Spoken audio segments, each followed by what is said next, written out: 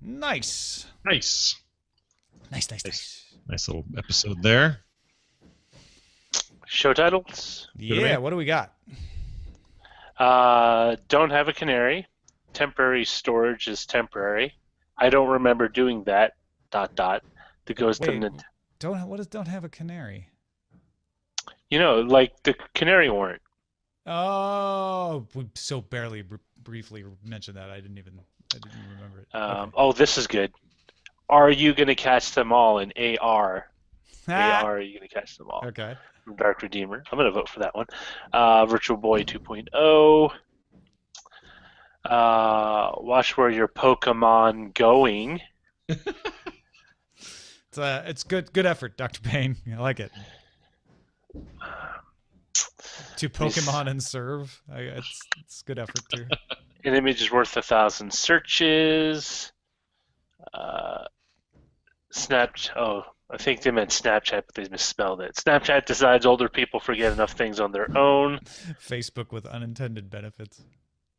That's actually pretty funny. Yeah.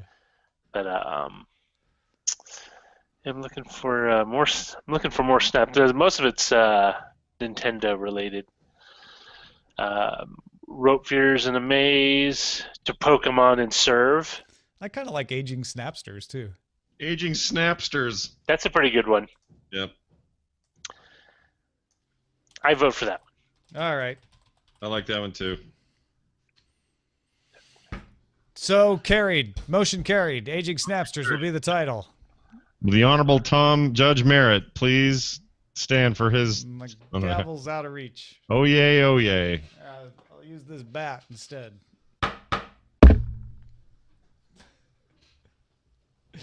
Oh, yay. I love that, oh, yay.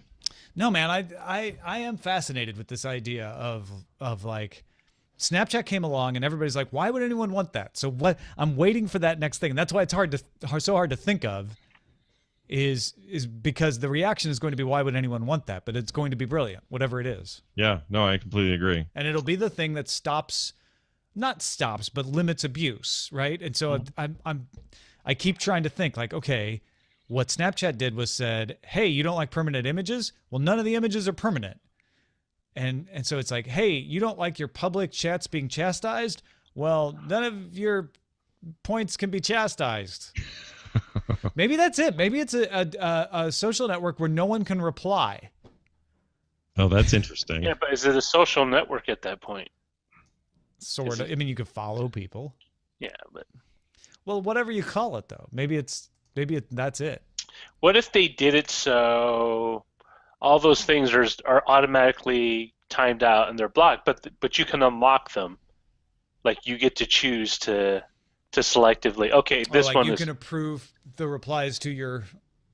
But then you still see them. That's still. Oh, no. That's the thing, though. After a couple hours, they automatically disappear unless you proactively go there. But then you have to go look at them to approve them. Yes, but. So then you're still going to be seeing the harassing posts. Yeah.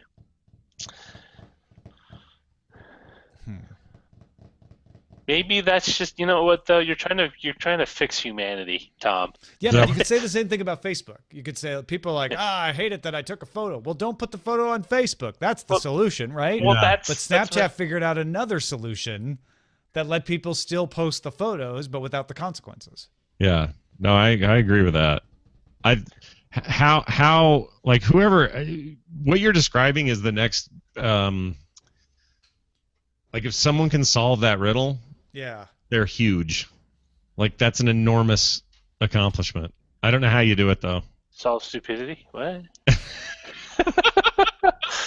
Yes, solve stupidity, please. Someone. For the children, please. For all the children's.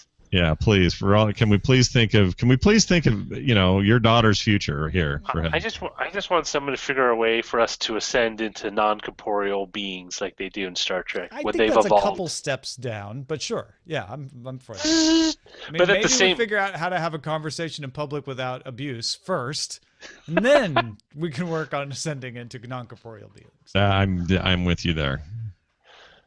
I don't know. Maybe I'm being too rigid. Maybe. I mean, that's where the non-corporeal aspect comes in. Sure. They're very fluid shaped. Maybe you can't solve one without the other. Listen, all I know is when you become non-corporeal, you become insufferably arrogant. So maybe they go hand in hand. And so maybe a little. It's the If Star process. Trek has taught me anything. It is. It's just very turn down your nose. Oh, SoundCloud. What happened in SoundCloud? Not SoundCloud. Audacity. Sorry, I said the wrong product and. The audacity for audacity. Audacity of SoundCloud. That sounds like a title for a show. Yeah, it's not bad. Hold on to that one. What? The audacity of audacity? No, the audacity of SoundCloud. Each week we talk about another file that we used in SoundCloud. You edit it in Audacity. So you've already got a show all set. You're good. I am exporting. Yeah, it was just Audacity.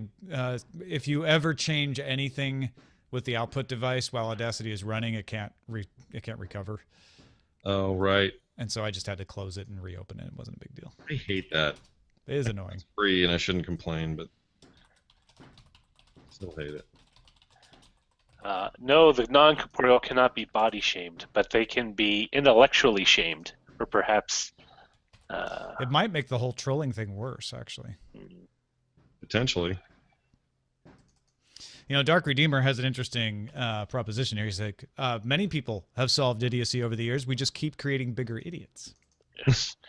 Yeah. So maybe our idiots are not as idiotic as the previous generation, but they have to work harder to be idiots. What if we're just looking at it all wrong? What if the idiots really do serve a purpose in society, and we're not seeing it because right. we're too close to it? Like if we step back. I think that they do. They serve as all sorts of great examples of what I don't want to do. Well, yes, and I think the problem is they're over amplified. It's one thing when a village has an idiot that everyone can agree that's the village idiot. There's only one of them. But then when you have the internet, suddenly every village idiot in the world can all talk at once to you.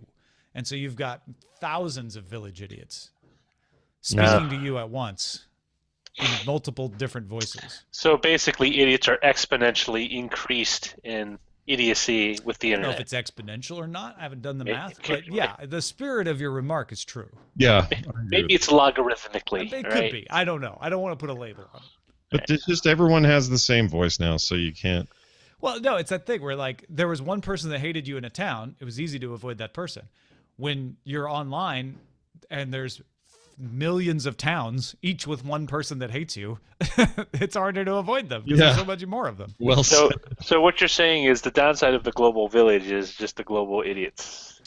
It's the scale, right? It's the same problem with spam. It's the access. All of a sudden, low percentage numbers can have high percentage effects. Right? yeah. Yes. The whole thing depresses me some days, and other days Well, I go, yeah, it's depressing because if you feel like everyone's against me when you get piled on. right. But the fact of the matter is, even with like dozens of people piling on you on YouTube comments or wherever it is, that's still an incredibly small percentage of the world. It's just most people aren't saying anything. And there's this other effect of people who would say something nice see a bunch of negative comments and just don't post because they don't want to get into an argument. Right. Some people, wasn't there that one guy who was arrested? Like he was like it turned out that he was like a super internet troll, but he was like different people in different ways. Oh, And some- It it's- was an sometimes online he- persona. Yeah, and sometimes he was like very progressive, and other times he would be very right-wing reactionary. Like he was all those things, but really his base desire was just to elicit reaction, and so he was the troll. The troll. Yeah, and some people just like to get a response. Some people like to Yeah, watch some the people world just burn. like, yeah, they just want to, yeah, exactly. They want to watch That's the what- world. That's what Batman taught me, or the Joker taught me. I Like, think you know, very who few told- people are the Joker. Who really taught us that, though? That was, Yeah, he's a pretty shrewd guy Mhm. for being clinically insane. The Joker will be the coach of this year's Arkham Angels in the FSL. Oh, nice. Oh, Is look he at that! coach? Really? Yeah, I actually, now that I say that, Should write is he that coach down. or is he owner? He might be owner.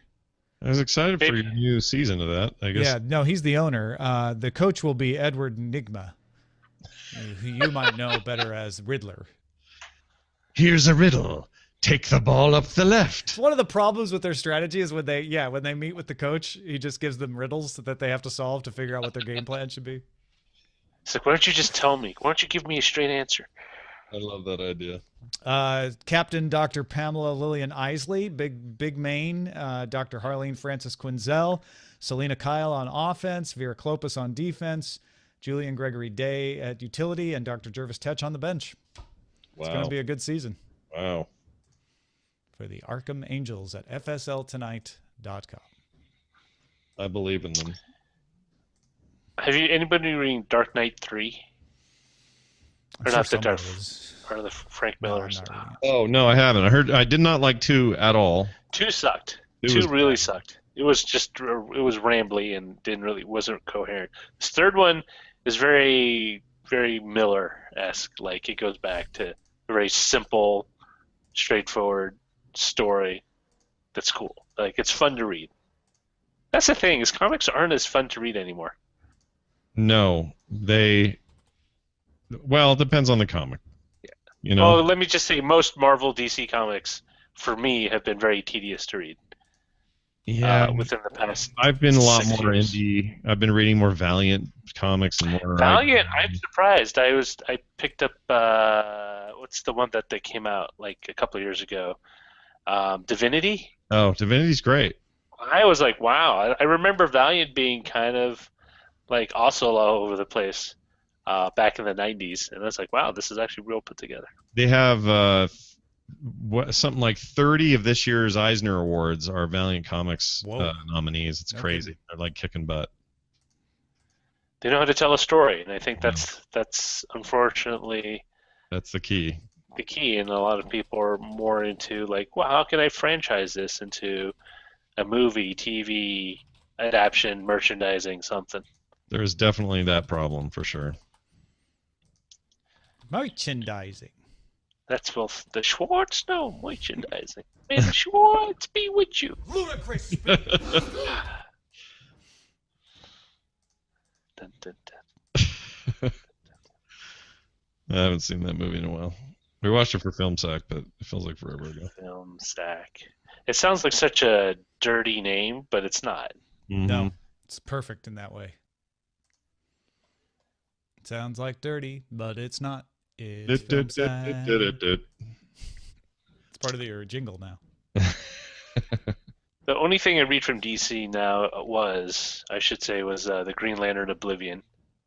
I like their ensemble pieces, and this is the thing about superhero comics generally is I like them to take place from into a far distant universe or alien landscape, because the more they try to make it seem like it's contemporary society, Mhm. it just gets a little tedious, because then you start like, well, that's not as believable at all, because no one's going to react like that. As opposed to, oh, look, the bird people of whatever planet are being angry at us. We better send the Green Lanterns. That's a little more suspension of disbelief. It's possible. The bird people of whatever planet is my favorite original Star Trek series storyline.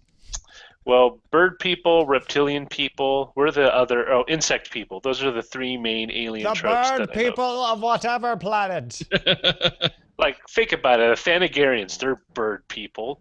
The Shi'ar in Marvel Comics, they're bird people. Mhm. That's true. Princess from Voltron. She's not a bird person. It's She was pretty wings. hot. She was a hottie. It's got the wing. Do you watch any of the? Or did we talk about this last No, week? I watched the first 2, and I have to say, as much of a Voltron fan as I was as a kid, I'm just not sucked in. And Brian is. Part of it is he's watching it with his daughter, so I think that just makes it more awesome. That's what I did too. I watched it with my daughter, and I also was not engrossed into Your it. daughter is quite a bit younger than True. Scott and Brian's daughters. It's so. true. Yeah. Perhaps I could savor the agony of watching that show. I wanted to really like it, and it's just I don't know what it is. Well, Maybe yeah, same here. it might be like if they do a second season, like things get better. Like I don't know, just the stories just aren't very interesting to me. Like Mm. I don't care. Shoot the lion, shoot Voltron, blow up the castle, Wow. build a suburb, Okay, I'm not that angry about it. strip mall. I don't care. I'm not nearly that angry, it turns out. Welcome to Voltron Square, a Westfield center. Yes. In the leg of the mall, you'll find the Wetzel's Pretzels. You need these robot lions together form a larger robot. Awesome. It's, when you're a kid, that's all that mattered. Yeah. Now you're Yeah, counting- maybe that's part of it too. I'm more of a Battle of the Planets fan than Voltron, but I like them both. So. Battle of the Planets was cool, but I didn't realize until I'm older now how incredibly because when I read the original Japanese comics that they translate, they were still black and white, right? There was no color. It's not until you watch a cartoon and like the uncensored Sandy Frank version, which was censored, how incredibly violent that show is. It's bloody. It's It's gory. awesome. It's great. Yeah. Yeah, it totally was, but I loved it. Oh, All right. Thanks everybody for watching. Thanks again to Patrick Beja for hosting yesterday. Thanks to Aaron.